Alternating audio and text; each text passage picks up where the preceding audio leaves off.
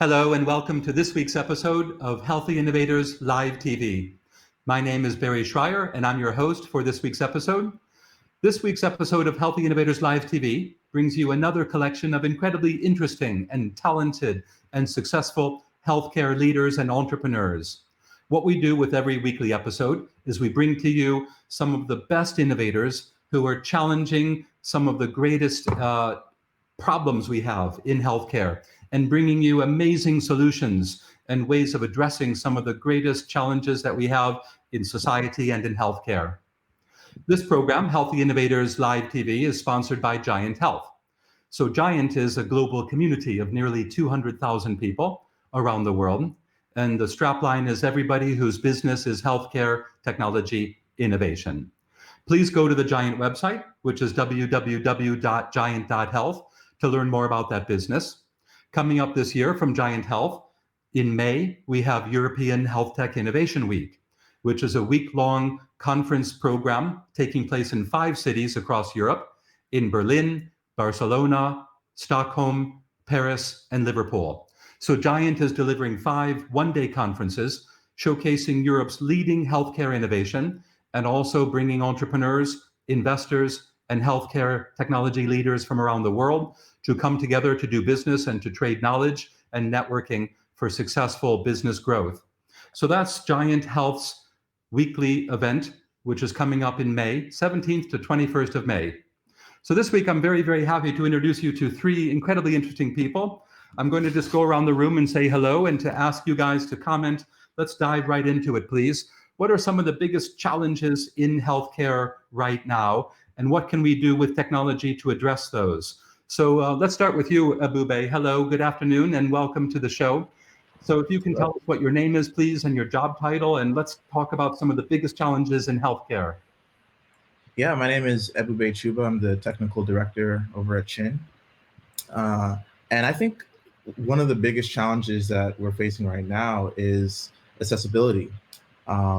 When you think about tech in healthcare, we often think about how can we benefit the richest countries and how can we use the most expensive systems, and oftentimes you leave a lot of people out of that. So I think that's one of the largest problems that we're trying to solve. Accessibility. Yes, I agree with you completely. And of course, obviously, with the COVID-19 pandemic as an example, the challenge of developing nations getting access to vaccines is, I guess, a great example of that. So that's very interesting. And Ebube, it's great to have you on the show this week, and we're looking forward to hearing more about what you guys are doing. And so moving along, so Harro, hi there, good afternoon. If you can tell us your name and your job title, and again, we're looking at what are some of the biggest challenges in healthcare right now? My name is Harro Stokman, and thank you so much. Very honored to be on the show. I'm calling in from Amsterdam. The number one problem that I see in the Netherlands, but also in the whole Western world, is availability of care staff. That is, for the Netherlands, we have over 100,000 job vacancies right now. A quarter of the staff is going to retire in the next 5 years. Wow. And on top of that, the demand for healthcare is increasing because of aging population by 6% year-over-year growth. Mm-hmm. So this is the number for me. This is the number one problem, and that's the problem that with our technology we're trying to solve. Yes, I understand. So I think this is a problem not only in the Netherlands but around the world, and so very excited to hear about what you're developing, and looking forward to that conversation. Thank you very much. And again, moving around the room here. Hello, Manjul. Good afternoon, and Happy New Year to you. Again, please, if you can tell us your name and your job title, and from your perspective, from your experiences, what are some of the biggest challenges? What's an example of a huge challenge in healthcare? Sure. So, hi everyone. My name is Manjul Rathee. I am the CEO of BFB Labs, based out of London. We're a mental health tech company. So, I guess from my perspective, one of the things that we have observed, having sort of gotten worse over the last sort of 5 to 10 years, is really the high costs of specialist care. Okay. What we tend to find is that healthcare systems are investing heavily in sort of meeting the needs of people who might be in crisis. However, when it comes to taking preventative measures, there's very little effort being made in that area. So I think that is something that kind of just further enhances the crisis around demand, supply, and accessibility that both previous sort of speakers have mentioned. Yes, yeah. So we have escalating costs in healthcare and costs of treatment, and there's a challenge overall for society, isn't there? Where traditionally healthcare, in fact, is sick care, isn't it? You phone the doctor when you're unwell. You don't phone the doctor saying, I'm having a great day, I feel fine today. So how do we move society from sick care, which is going to the doctor, going to the hospital, this type of thing, to what do you call it? Going to wellness, for example. And how do we reduce the cost of delivering healthcare by increasing the health of society? I understand your point, and it's an incredibly important point. So we'd love to hear more about that. So going back to you, please, Ebube, tell us a little bit about your business, and are you guys making a product or software, or tell us please about what you guys are doing. Yeah, so over at Chiin, what we've done is developed a platform that community health workers who are the frontline care workers in most rural African contexts. These community health workers aren't necessarily trained for long periods of time, so they rely on whatever reference material is there for them. So what we've created is a tool for community health workers to be able to do their jobs using SMS, since Wi-Fi penetration hasn't gotten to like max capacity. So there are more people with SMS technology, and we've built an SMS chatbot that they can use that will connect to up-to-date, validated clinical information that they can use at the point of care. Faster than the current alternatives. That's very interesting. And what stage is your business, and what are some of your challenges and goals for this year, please? Yeah, so we are currently running a pilot in Gombe State in northern Nigeria. Wow. And we are working with 200 community health workers out there, and also a nonprofit called Rural Health Mission Nigeria. They've been great partners, and we have been working with them to have the platform actually be used by people, get feedback. So our next steps for us would be to work on a larger pilot and actually get an IRB approval to kind of prove our effectiveness, but we're kind of in that. Excellent. What's the approval? I'm sorry, I didn't catch that. Was that an acronym? Yes, an IRB. So from a university or larger organization to kind of approve the study and formally show effectiveness of our. Oh, okay. Okay. Well, I can approve it if you want. If you send me an email, I'll send you my approval certificate. But no, joking aside, that's extremely interesting. And obviously, we're very keen to support you guys. So let's make sure we develop our discussion after this show and figure out what all we can do to champion your work. And by the way, of course, once again, congratulations. You and your business are winners of the GIANT Health BEANSTALKS competition last year. You were the winner of the Pollen Award. So congratulations on that. GIANT Health, of course, is, according to the Financial Times, Europe's largest and most valuable annual healthcare technology event. And at GIANT, there's a competition every year called the BEANSTALKS competition, which is an international healthcare tech startup competition for prizes. And Ebube and your business, Chiin, won one of the BEANSTALKS competition prizes. So congratulations on that. And we're very enthusiastic about championing you further this year. Thank you. And it's great to be here.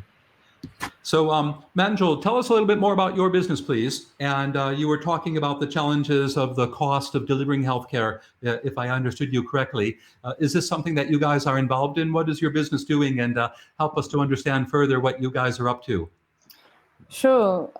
So at BFB Labs, we develop digital therapeutics that enable self-management of mental health, specifically for children and young people. Okay.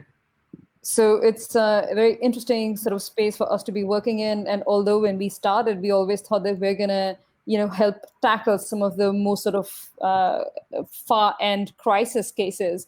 But actually what we realized is that a real bottleneck is that 70% of young people who have mental health disorders do not have any access to evidence-based support.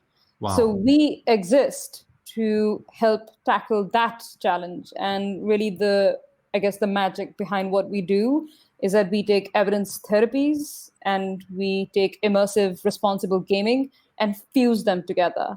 So that what we are creating are, highly engaging, evidence-based, very juicy, very interesting digital gaming apps that also deliver much needed therapeutic support. And all of this is done with a data-driven approach. So we are able to take data, we're able to track outcome measures and progress and so on and so forth. And I guess just a few key things about where we are today.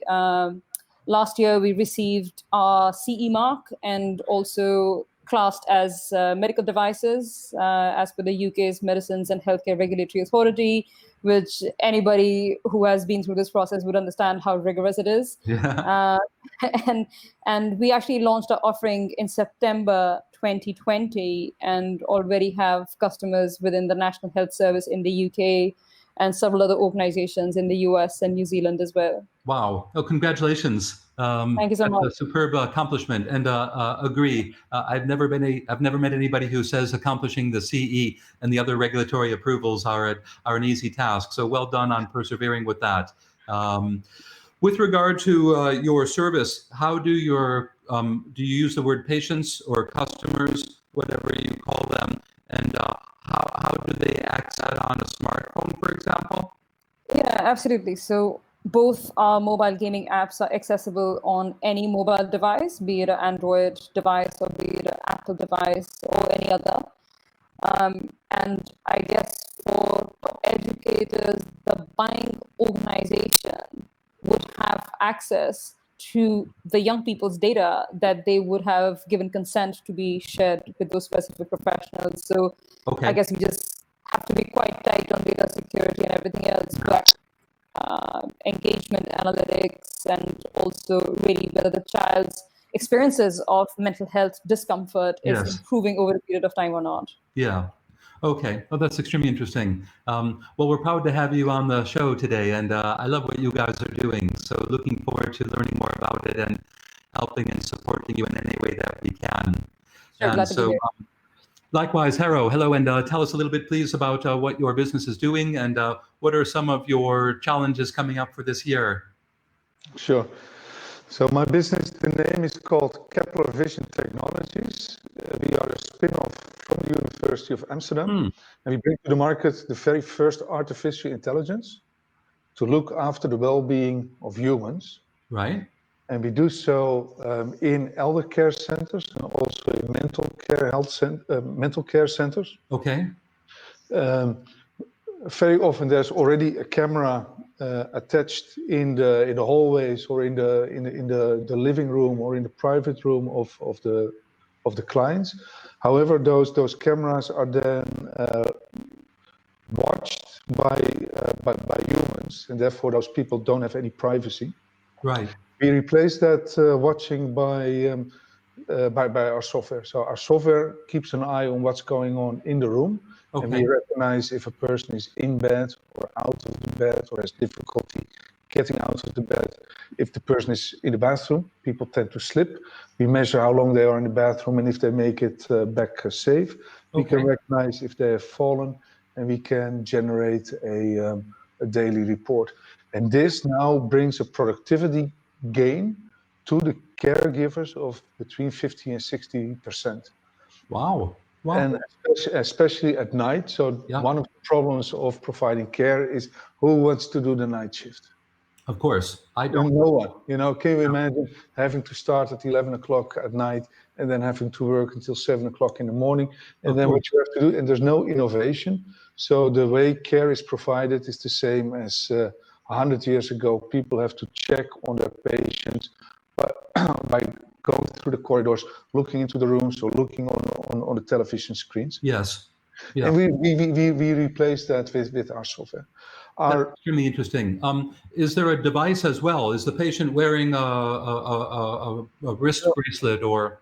No, these get lost, or the grandchildren throw it in the toilet. Yeah. Many issues related to the wearables. people also don't want to wear them. It's Okay. very visible that they have to wear them, and that's not necessary. We use a different type of sensor. It's a camera. It looks like a smoke sensor. It's integrated in a smoke, Okay. and that's how it works. Well, that's very interesting. Do you have any customers in the UK? Not yet. No. So the market for this is incredibly large. I think we can become a unicorn by just focusing on the Dutch market alone. Wow. So I told my sales team, first I want to be the market leader in the Netherlands, and then we move to another country, and that will either be Germany or the UK. Most likely UK, because it's accessible for us. Yes, even for Americans living in the UK, I feel here. And but by the way, Harro, make a note. There's a biz called CERA, CERA, and I'll introduce you to the O there. So they're a very, very successful, well-funded care provider, and I'm sure they'd love to hear about your technologies. And I'm open-minded to exploring partnership opportunities with. That'd be awesome. Thank you. Sure. No, and of course, your business also is winner from last year. So congratulations. And you won the Sprout Giant Health event last year in the Beanstalks. Once again, Beanstalks for an annual health tech startup competition for prizing. We're very proud to be championing all of you guys. And Manjul, I hope you don't feel left out, but I'll supply applications for this year's competition. Just give me one now. You can be an honor. But everything you guys are doing is, and yet we understand there's enormous challenges for your businesses in fundraising and surviving through the pandemic for your businesses. Am I correct that maybe one of the themes which ties you guys together is collecting and managing data and data security and perhaps issues relating to patient and patient permission and who owns the data? Are these issues, Ebube, for you? And what are you guys doing to address some of these items? Yeah, we actually take, as an information tech company, we take data privacy very seriously. Sure. We are resource constrained, but we did make the choice not to study participants. Illnesses are actually useful, and what it is useful, for example, maybe it's important to know that we need to have the most up-to-date malaria information for a certain region. Yes. Fever. So there are certain things that are kind of regional and specific, and we do want to collect information to make sure that we're serving our participants. Yes, yeah. No, that's interesting. Thanks for that clarification. I think this is an important challenge for everybody. How about for you, Harro, in terms of these issues? Number one, data privacy. Number two, the information for patients and who owns that. Are there other issues similar to this? Do you have cybersecurity concerns? What are you doing about these things? Yeah, those are very good questions, and especially because the times have changed. Intelligence is now widely known, and companies like Facebook and Google have not given the best examples on how to deal with other people's data. And so that complicates running a business in healthcare. To ourselves about it. We have, in order for us to be legally allowed to process, we need ISO and NEN certification. Okay. So we have been through that. We'll not call it hell, but clearly. So that is one. The other one is we have also went through medical deviation. So we also have the CE mark for Europe. Okay. That is also, it also has a symbolic function, to show the world that we are a community that can meet all rules and regulation.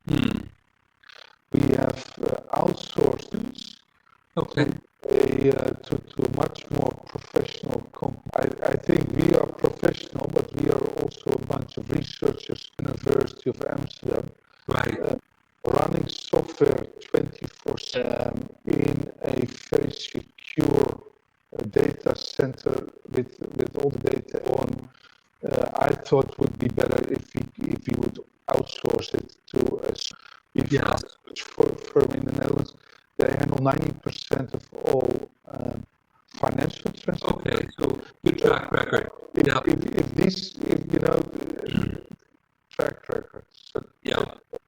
I think those are the measures that I think that's also the maximum that we could do. So that's what we do. I understand. Yeah. Okay. Well, thank you for that clarification, and I'm sure it's valuable for a lot of our audience to hear what other businesses in health in these issues. And so, how about for you, Manjul? Are these issues of data protection, privacy? Who owns the data? How are you addressing this? And do you have there's pressures like what I'm sure that there's opportunities to sell data, and what do those crossroads? Yeah, I guess speaking of where we are currently, we, as I mentioned, and Harro, it's great to hear that you have managed to get the CE mark as well. So you appreciate the work that goes into it. I guess what we are currently doing is satisfy the needs of our buyers. Our interventions were always initially designed for usage in clinical settings, which means that, of course, we are collecting patient data. But the protocol of who has access to the data, who's the data controller, and who are the data processors is actually quite clearly laid out by the UK's MHRA and the EU's MDR. Okay.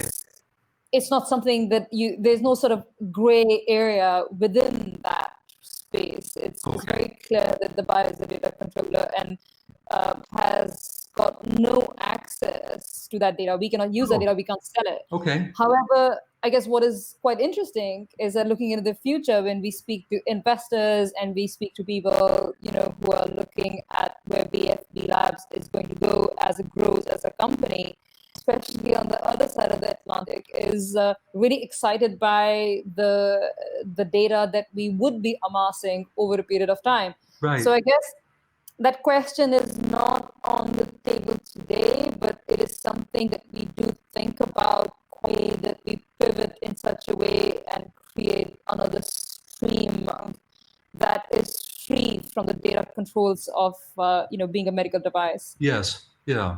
Oh, that's interesting. How do you see that evolving, say, over the next 5 or 10 years? There's going to be stricter and stricter data management and data protection environments for you? Yeah, absolutely. I think, the EU's GDPR is something that has been, a great sort of for pretty much companies operating in the space. And I think it will continue to evolve. Everybody's catching up on the whole sort of data security issue. Young people who we work with and we create services for, they are so switched on when you think about privacy and online state of things. Absolutely. So I think when it comes to evolving, I'm sure other companies in the same space as us would probably have to explore sort of growth avenues and the right sort of ways with which you can continue to be data compromising on an individual user's privacy. So I think those are the things that we learn over a period of time. At the moment, we are kind of steering clear, playing a very binary game. We don't use that data. We don't use data in any capacity. Yeah. Okay. Thank you very much for that. Extremely interesting. And we feel your pain. So going back to you, if you don't mind, Ebube, we want to talk about the challenges that you all have in your businesses directly. And so can you share with us any challenges you have in your business? And we know that there's many, many tens of thousands of people in the GIANT Health community who are launching businesses, who are trying to get new products and initiatives off the ground. And we're trying to knock on the doors of big national and international hospital groups to get them to trial their products. All the stuff that healthcare tech innovators are grappling with every week. So Ebube is in your business, and would you like to share any suggestions or guidelines to sharing challenges like yours? Yeah. I mean, some of them are just fundamental, right? Like we need, in order to grow our business, in order to also say that what we are doing is a good thing and it's actually successful, we need to make sure that we are interacting with our clients. Yep. And our end users are particularly hard to reach in our case. Oh, okay. So we need to make sure that we build systems that makes it easy to protect, or we build systems where they can basically talk directly to us about the thing that they're using. I mean, we are also just very research constrained generally. Yes. I think that's actually, we work as a nonprofit, so we do sort of rely on our donors or other funding partners. Yeah, of course. And the technology is, like I said in the beginning, it's not as accessible. So if I were to be building the solution out in the United States, Yeah. it's actually a lot, or in the UK or in Canada, it's a lot easier than if I was going to do that in a rural region of Nigeria, because Sure. we're working with things like, Twilio is just now finding the need to make toll-free numbers in parts that they haven't actually ever needed to before. So we're pushing them to, kind of push the envelope on how they move. So I think one of our challenges is just bringing the technology that already exists into places where it hasn't been. So yeah, that's kind of been what we've been going through. Yes. Yeah. Interesting to hear that, though, and I'm glad that you can share that with us. Thank you. So, of course, likewise with you, Harro, in terms of your business, and how long has your business been going? What are some of your challenges as an organization? And any experiences you'd like to share for other entrepreneurs and healthcare tech innovators out there that are dialing into this week's episode? Yeah, so the number, so my company, Kepler Vision Technology, we founded it in 2018. Right. First year was dedicated on product development, second year as well. Currently, we're in the third year. Okay. And we're transforming from a startup to a scale-up. Okay. And this brings with it, it's a completely new set of problems. How can I standardize our current product? And how can I reach out and double or quadruple my sales force through using indirect sales? And that is currently my number one thing. And then indirect, there are many organizations that can act as resellers, system integrators, for instance, and how to motivate them to start selling our solution. Yes. And our solution replaces a number of existing domotica solutions. It's much cheaper for the end customer, but it's not. But the system integrator makes a lot more money on selling the old stuff than on replacing it all with something new. And those are new challenges that I cannot yet recommend how to solve it. I'm in the middle of the process of figuring it out. Yeah. This is sort of on top of my mind. Sure. No, but that's very interesting. So, Harro, for example, why are you pursuing the indirect sales channel strategy as opposed to getting out there and managing your own direct sales team? Because in the end, I think it's cheaper. Okay. It provides more leverage. Two of my sales team can support up to 20 indirect system integrators. Okay. There's much more leverage. Yes. Yeah, so that's the main reason. Yeah. Okay. No, that's interesting and a good explanation. And I think that's a valuable experience for an awful lot of entrepreneurs when you're struggling with the cost of sales and the choices you have between direct and indirect. Yeah, and the attractiveness is also, if I can solve this in the Netherlands, I also have a recipe to go to the UK and then apply the same trick. Exactly. Selling like crazy, yeah. Yes, yeah. Don't forget to phone me when you come to the UK. I will. But No, that's very, very interesting. And I think this is a really big challenge, of course, for all businesses, the choices you have in terms of your sales channel strategy. So thank you for sharing. It's good to hear about that. How about with you, Manjul, regarding your business and any challenges you have? Do they relate to staff or fundraising or sales or IP, or what are some of the big things you guys are grasping with right now?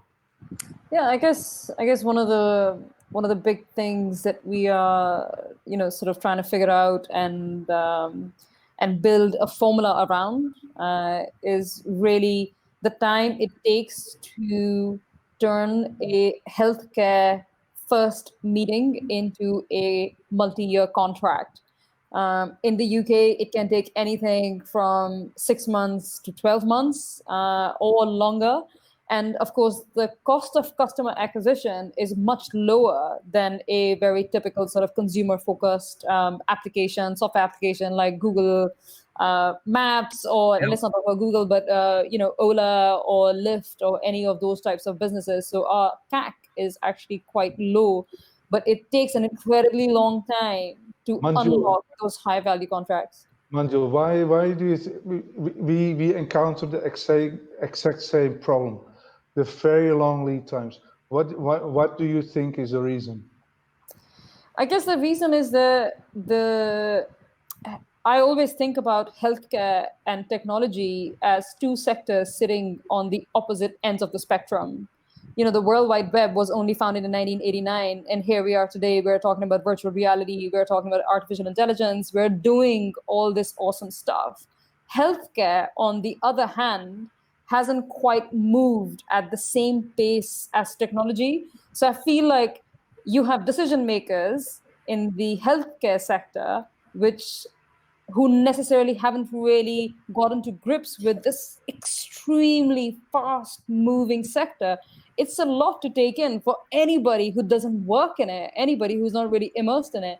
So I think something that we are still sort of learning and trying to sort of maneuver our way around is, despite the pandemic acting as a catalyst for companies like ourselves, and perhaps for you as well, Harro and Ebube, you as well, I also find that transition from a clinical service model to a remote and safe model, which in my opinion, can be really leveraged through digital technologies, is something that is happening, but happening still quite slowly.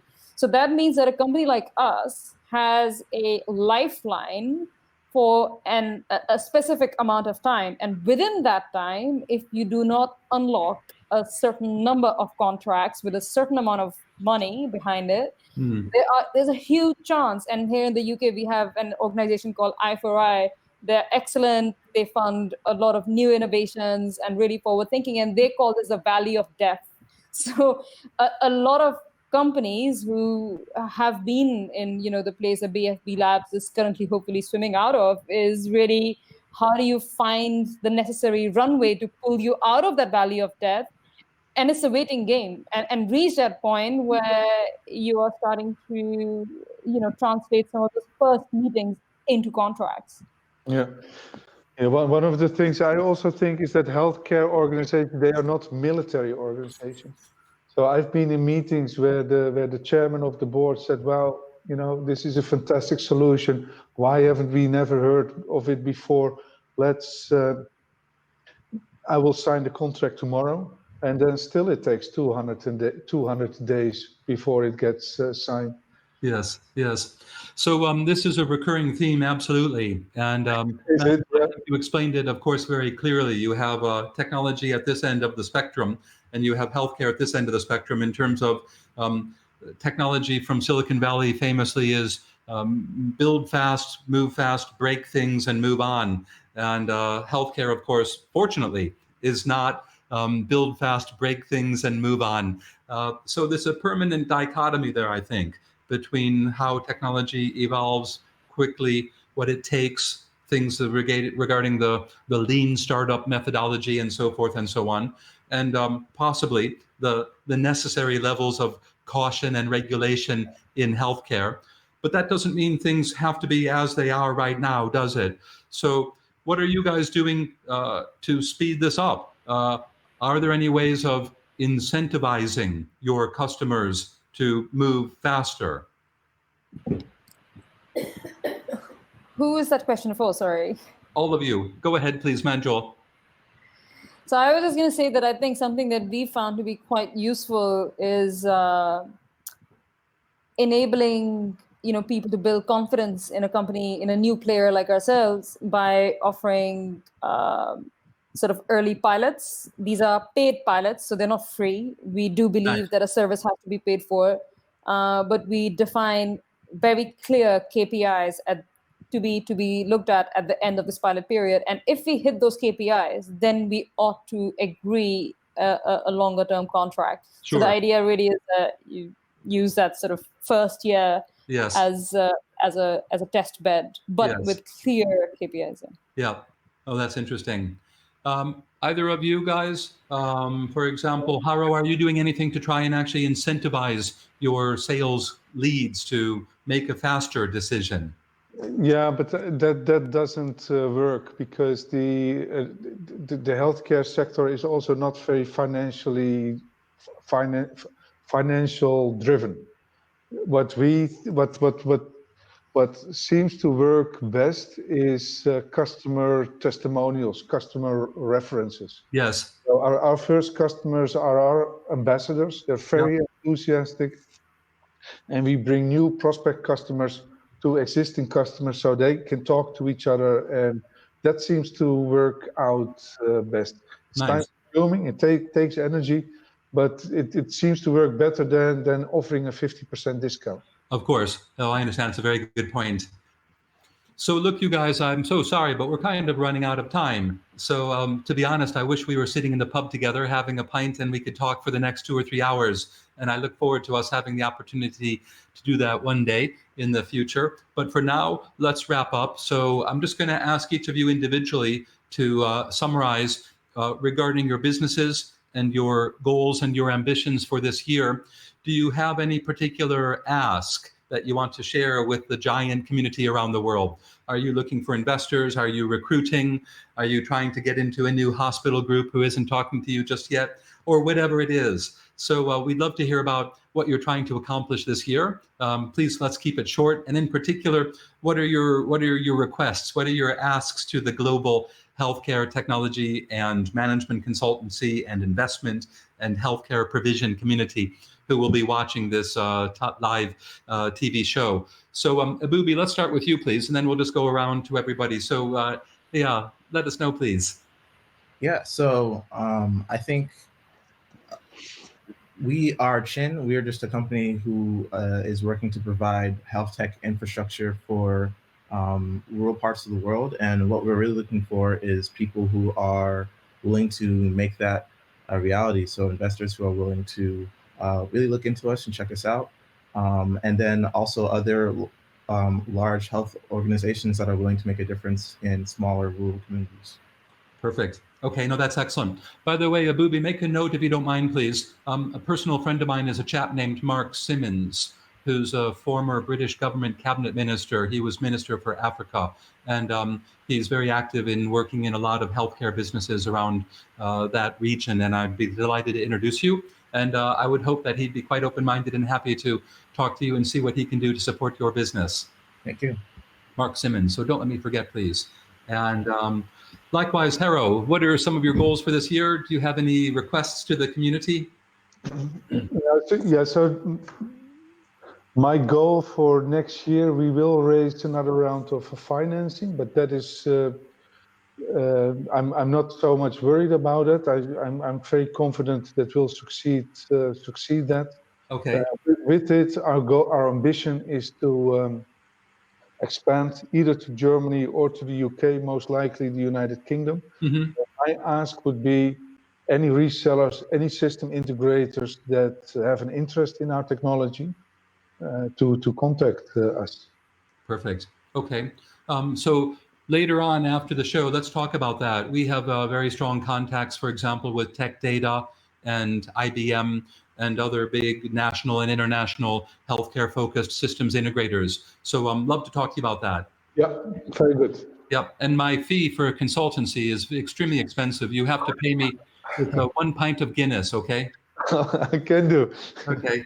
And Manjul, likewise, what are some of your goals for this year? What are you guys trying to accomplish? How can we help you? What are your big requests to the community? Sure. So I guess going back to what I was talking about earlier, companies like us who are starting to unlock, sales within the much desired NHS and the various sort of buyers within that. We do need some runway, and although we're in a really good place right now, what we are looking for are investors who might be interested in investing in a highly innovative NHS-backed digital therapeutics company like ourselves with pretty phenomenal growth ambitions with a service obtainable market of around almost 400 million pounds. Nice. So we are sort of just mustering together all our contacts and looking at where we can go with that.